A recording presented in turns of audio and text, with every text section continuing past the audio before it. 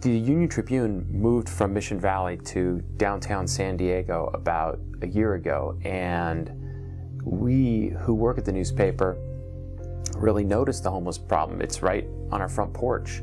It's getting worse, and it's shocking and incredibly sad. So I guess the impulse for a journalist is to try to maybe shine some kind of light on the issue. And it's very big and complex, and there's so many factors which contribute to homelessness here in San Diego. Lack of affordable housing, then the usual issues like drug addiction, alcohol abuse, mental illness, poverty. It all combines to the mix. So it's a really big, complex problem. So my thinking was, how can we not offer solutions, because one person can't come up with a solution to such a complex topic, but maybe how can we go beyond the statistics and the cold hard numbers and present some of these people in kind of a softer light, humanize them, memorialize them, I guess, in a way.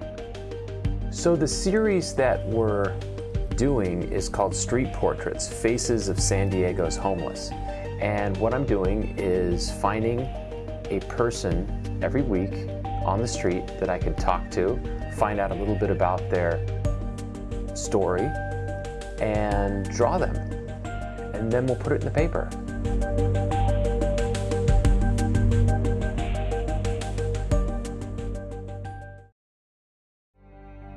San Diego is the 8th largest city in the US, but we have the 4th largest homeless population. My editor and I wanted to humanize the crisis, so we came up with Street Art.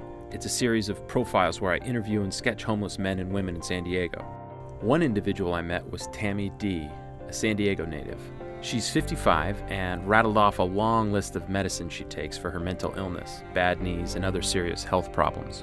I found her near 2nd and Elm, and Tammy says she wants to work, but she can't stand for very long on account of her knees. Tammy says it's really hard living on the street. She's lucky to have a friend who lets her take occasional showers in his home. Tammy says the streets are scary at night, no place for a lady, as she puts it. Her dream is to one day find an apartment of her own, even if it's just a studio. She wants a peace of mind, a place where, in her words, I don't have to be looking over my shoulder all the time, worried someone might stab me in the back.